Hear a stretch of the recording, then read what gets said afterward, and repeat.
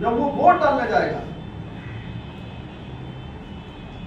तो आर्थिक आजादी, सामाजिक आजादी की बात उठेगी ना। उसके अंदर होगा एक तरफ एक आदमी पूरी ताकत के साथ वोट डालने जा रहा है, तो ये अधूरा है। और इसके लिए व्यवस्था की गई है कि आगे हम लोग इसको लड़ कर लेंगे, संघर्षों से लेंगे। तो ये एक चीज हो गई। दूसरी चीज ये हो गई कि आज मैं आ रहा था, 10 जगह देखा मैंने, बड़ा बड़ा विशाल आयोजन हो रहा, भंडारे चल रहे। ये कहाँ खड़े हैं हम? ये उसी जगह पहुंच गए ब्राह्मणवाद जो करता है। वो हम जहां पे हैं, हम उसी जगह पहुंच गए। हम आरती उतारते बाबा साहब की। कल मेरे पास एक लेटर आया, संगठन में कोई है अम्बेडकरवादी है, तथाकथित अम्बेडकरवादी, अपने अपने फायदे के लिए अम्बेडकरवादी बने हैं लोग। अम्बेडकर साहब को अपने हिसाब से अपना सजा लेते हैं।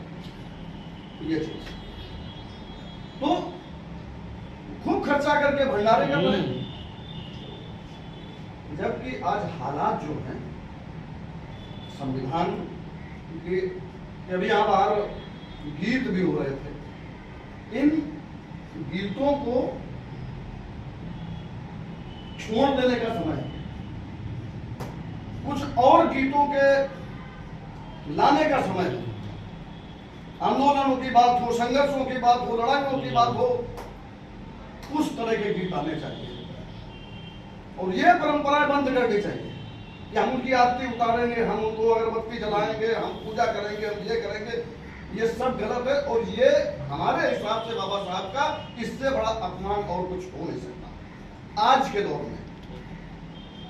आज सबसे ज्यादा जरूरत बाबा साहब के आदर्शों की, विचारों की है। संविधान जिसकी बात कर रहे हैं हम, संविधान में मुझको आजादी दी, शिक्षा की आजादी दी, ये आजादी दी, वो आजादी दी, वो संविधान बचा नहीं है। उसका एक एक पन्ना फाड़ कर इस फांसीवादी सत्ता ने फेंक दिया है। हिंदू राष्ट्र की ओर लेकर देश को जा रहे हैं। और हिंदू राष्ट्र में है कौन? यही है। एक राजा होता था, एक रानी होती थी, और वही खेल चलता है। ये हिंदू राष्ट्र है। 10 आदमियों के पास देश भर की पूरी संपत्तियां दे देना है और सारे लोगों को एक पन्ना संविधान का फाड़कर उसकी बिल्कुल चिंधी चिंधी उड़ा दी। ऊपर का रह पर बचा है संविधान। तो आज आवश्यकता इस बात की है कि हम लोग सड़क पर आए या आपस में ही हम लोग आइए बैठ करके वैचारिक रूप से जागरूक करें। युवाओं की जिम्मेदारी सबसे ज्यादा है।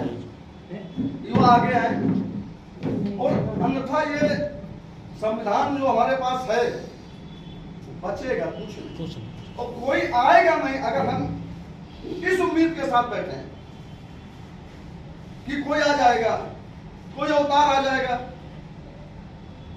बाबा साहब अवतार बनकर नहीं आए थे। वो आपके बीच, हमारे बीच, गांव में चूतन करते हुए, देखते हुए, ये सब कुछ करते हुए तब आगे हो सही।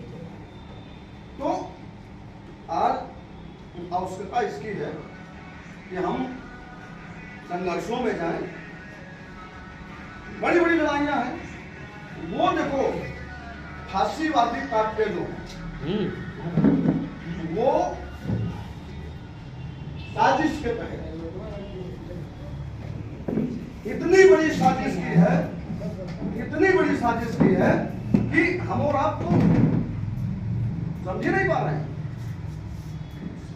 हिंदू राष्ट्र की घोषणा उस दिन हो गई थी जब बाबरी मस्जिद का ढांचा ढाया गया।